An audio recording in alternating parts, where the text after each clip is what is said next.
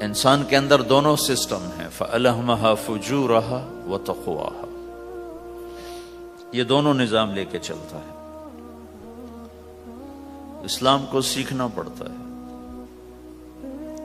اور اسلام کے لیے جو سب سے بڑا سرمایہ ہے، جیسے آپ بازار میں جاتے ہو، دکان کھولتے ہو، پھیری لگاتے ہو، تو اس کے لیے پیسہ چاہیے، ڈالر چاہیے۔ ڈالر کے بغیر آپ کاروبار نہیں کر سکتے۔ اسلام کے لیے ایمان چاہیے، ایمان کے بغیر اسلام پہ چلا نہیں جاتا، جانتا ہوگا چل نہیں سکے گا۔ ایمان وہ طاقت ہے، وہ سرمایہ ہے، وہ کیپٹل ہے جس سے کوئی مرد عورت وہ دین پہ چل سکتا ہے۔ یہ زیادہ ہوگا تو زیادہ چلے گا، تھوڑا ہوگا تو تھوڑا چلے گا، نہیں ہوگا تو صفر ہوگا، زیرو ہوگا۔ تبلیغ کا جو یہ کام اللہ تعالیٰ نے ہمیں دیا ہے، یہ ایمان کو سیکھنے کی اور اس کو آگے پہنچانے اور پھیلانے کی محنت ہے۔ ایمان سیکھنے کے لیے فمن شاء اتخذ الی ربہ سبیلا، کوئی ایک طریقہ نہیں ہے، کئی طریقے ہیں۔ اللہ نے سبیل کے اوپر الف لام نہیں لگایا، الف لام ہٹا کر یہ بتایا ہے کہ اللہ تک پہنچنے کے راستے کئی ہیں، محنت کے۔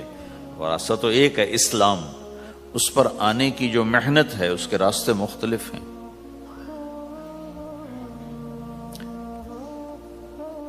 ہاں، آگے پہنچانے کے لیے تبلیغ کے سوا اور کوئی راستہ کوئی نہیں۔ یہاں آ کر تبلیغ منفرد کا کام منفرد ہو جاتا ہے کہ کسی محنت میں گشت کوئی نہیں سوائے تبلیغ۔ صرف تبلیغ ہے جس میں گشت ہے کہ خود چل کے جاؤ۔ اگر میرے پاس وہ میرے کالج کا لڑکا نہ آتا تو مجھے تو نہیں پتا تھا تبلیغ کیا چیز، نہ دین کا پتہ تھا نہ دنیا کا پتہ تھا۔ تو کوئی چل کے آیا اور اس نے ہاتھ پکڑا، اور دعوت ہے ہی بے طلبوں کے لیے، مدرسہ تو طلب والوں کے لیے، وہاں تو تعلیم ہوتی، تبلیغ نہیں ہوتی۔ خانقاہ تو طلب والوں کے لیے ہے، اور دعوت بے طلب لوگوں کے لیے، جو سننا نہیں چاہتے، جو قریب نہیں آنا چاہتے۔ اور ایسا طبقہ کروڑوں اربوں کی تعداد میں موجود، انہیں دین پر لانے کے لیے یا دین کی بات ان کے کان میں ڈالنے کے لیے سوائے گشت کے اور کوئی عمل کوئی نہیں۔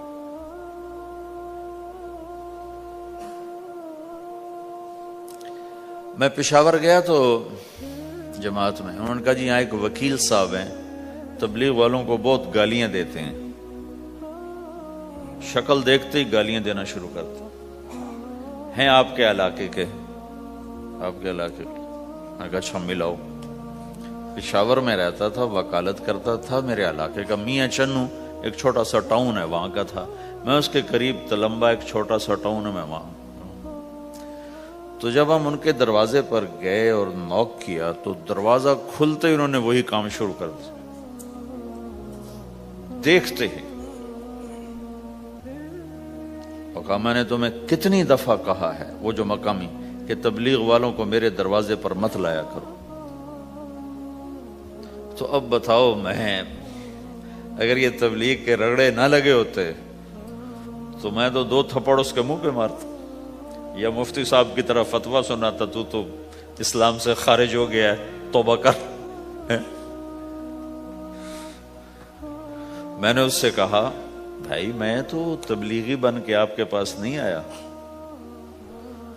میں تو اس لیے آیا ہوں کہ مجھے پتہ چلا کہ آپ میاں چنو کے ہیں اور میں تو لمبے کا ہوں، تو میں تو اس لیے آپ کو ملنے آیا ہوں۔ تو ایسے ہوا، اچھا آپ تو لمبے کے ہو؟ میں نے کہا تو لمبے کا ہوں۔ کہو اچھا اچھا اچھا، بڑی مہربانی، فرمائیے۔ میں نے کہا فرمائیے ایسے تو نہیں ہوگا، گھر بٹھاؤ پھر فرمائیے ہوگا۔ تو اس نے دروازہ کھولا، ہمیں بٹھایا، میں نے کوئی تبلیغ کی بات نہیں کی، چائے وائے پلائی۔ تو میرے والد صاحب اپنے علاقے کے مشہور آدمی تھے، تو جب میں نے اپنا تعارف کرایا تو وہ اور خوش ہو گیا کہا تو آپ کے باپ کا الیکشن تو میں نے لڑا ہے، ان کے لیے ووٹ مانگنا۔ تو ایسا خوش ہو گیا اور کھل گیا اور چائے پلائی، بات چیت ہوتی رہی۔ تو اٹھتے ہوئے میں نے کہا فلاں مسجد میں ہماری جماعت آئی ہوئی ہے۔ میں نے کہا چلو آپ کو بتا دوں، مغرب کے بیان میں وہ آیا ہوا تھا۔ پھر جتنے دن میں وہاں رہا وہ آتا رہا، میں واپس چلا گیا۔ اس میں کئی سال گزر گئے۔ لاہور کیولری گراؤنڈ ایک مشہور جگہ، وہاں میرا بیان تھا۔ جو کرکٹر آئے ہوئے تھے، ان کو ہم نئے سعید انور، انضمام، مشتاق، ان کو ہم قریب کر رہے تھے، اس وقت نئے ان کو قریب کر رہے تھے۔ تو یہ لوگ آئے ہوئے تھے۔ تو بیان کے بعد ان کو لے کر ہم ایک کمرے میں بیٹھے۔ اس کمرے کی دیوار شیشے کی تھی، تو لوگ اندر آنے کی کوشش کر رہے تھے، تو ان پہرے والے ان کو روک رہے تھے۔ تو اس میں سے ایک آدمی منہ اوپر کر کے میری طرف سے اشارہ کرے، تو میں نے دیکھا تو ایک آدمی کی بڑی داڑھی، اور وہ مجھے ایسے اشارہ کر رہا ہے۔ میں نے نہیں پہچانا۔ تھوڑی دیر کے بعد میں نے غور سے دیکھا تو وہ وہی وکیل صاحب پشاور والے۔ تو میں نے کہا بھائی ان کو اندر بلاؤ، اندر بلاؤ۔ وہ اندر آئے تو میں اٹھ کے ملا، کہنے لگے یہ دیکھو، یہ تمہارا ایک گشت، میرا وقت بھی لگ چکا ہے، بدنوں کا چلہ لگا ہے، یہ 3 چلے لگے ہیں۔ تو جو دیکھو نا، آپ میں سے کئی لوگ پھیری لگاتے ہیں، جس کو گجرا پھیری لگاتا ہوں، پھیری۔ میں پہلے سمجھا ہی نہیں، پھیری تو کہتے ہیں چھوٹے جہاز کو جو سمندر میں چلتا ہے۔ میں سمجھا یہ پھیری لگاتے ہیں، پھیری، اور وہ تو گجراتی میں پھیری کہتے ہیں پھیری کو۔ تو پہلے تو میں چکر کھاتا رہا کہ یہ کیا ہے پھیری، پھیری تو چھوٹے جہاز کو کہتے ہیں، چھوٹا بحری جہاز۔ تو پھر بعد میں کسی نے کہا کہ یہ چل پھر کے سودا بھیجا۔ اچھا، پھیری کو پھیری کہہ رہے ہیں، تم خدا کو خدا کر دیتے ہو، خدا کا شکر ہے۔ ایک تو خدا لفظ ہی میں نے پہلے کہا تھا، بولنے کا نہیں ہے، ایک اس کو خدا کو خدا کر دیتے ہو، خدا کی قسم۔ تو تم پھیری لگاتے لگاتے گاہک بنا لیتے ہو، نہیں بناتے ہو؟ پھیری لگاتے لگاتے تم اپنے گاہک بنا لیتے ہو۔ یہی تبلیغ کا کام ہے کہ پھیری لگاؤ، لوگوں کے در کھٹکھٹاؤ، کوئی لے گا کوئی نہیں لے گا۔ جو آپ لوگ پھیری لگاتے ہو تو سارے آپ سے سودا لیتے ہیں؟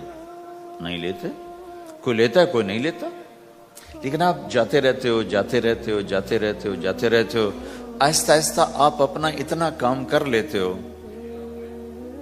کہ آپ کی روٹی چل جاتی۔ تو سارے نبیوں نے پھیرا لگایا، کوئی نبی گھر نہیں بیٹھا کہ میرے پاس کوئی آئے گا تو اسے سکھاؤں گا۔ ہر نبی نے پھیرا لگایا۔ اور داؤد علیہ السلام نے ایک دفعہ یہ کیا، ایک بڑا عبادت خانہ بنایا اور اس کی دیواریں اونچی کر دی، اتنی اونچی کہ اندر کوئی جا نہ سکے، اور یہ طے کیا کہ ہفتے میں ایک دن میں کسی سے نہیں ملوں گا، صرف اللہ اللہ کروں گا، ہفتے میں ایک دن۔ تو وہ پہلا دن تھا، اندر سے تالا لگا دیا اور خود اندر بیٹھ گئے، اور پہلا دن ہے کہ میں آج کسی سے نہیں ملوں گا۔ تو میرے رب کو یہ بات پسند نہیں آئی کہ نبی کا کام کٹ کے بیٹھنا نہیں ہے، لوگوں میں جانا ہے۔ تو اللہ تعالیٰ نے انسانی شکل میں 2 فرشتے اندر اتار دیے۔ اذ تصور المحراب ففزع منهم قال لا تخف خصمان بغى بعضنا على بعض فاحكم بيننا۔ کہا جی حضرت ہمارا جھگڑا ہو گیا ہے، ہم آپ سے فیصلہ کروانے آئے۔ تو داؤد علیہ السلام ڈر گئے کہ دروازہ بند ہے، یہ آئے کہاں سے؟ دیوار اتنی اونچی ہے کہ اس کے اوپر سے چھلانگ لگا کبھی اندر نہیں آ سکتے، تو یہ کون ہے، آئے کہاں سے؟ دروازے کو دیکھیں تالا لگا ہوا ہے، دیوار کو دیکھیں اتنی اونچی ہے، تو کون چھلانگ لگا کے اندر آئے گا؟ تو ڈر گئے۔ تو کہنے لگے جی آپ ڈرے نہیں، ہمارا جھگڑا ہو گیا۔ کہ کیا جھگڑا ہے؟ کیا جھگڑا ہے؟ کہ ان ھذا اخی لہ 99 نعجہ ولی نعجۃ واحدہ فقال اکفلنیھا وعزنی فی الخطاب. یہ میرا بھائی ہے، اس کے پاس 99 بکریاں ہیں، بھیڑیں، 99 بھیڑ ہے، اور میرے پاس ایک ہے. یہ مجھے کہتا ہے ایک بھی مجھے دے دے، میری 100 پوری ہو جائے. تو آپ بتاؤ یہ غلط کر رہا ہے کہ ٹھیک کر رہا ہے؟ اب یہ فیصلہ تو آپ چھوٹے سے بچے سے بھی کروا سکتے ہو، نہیں؟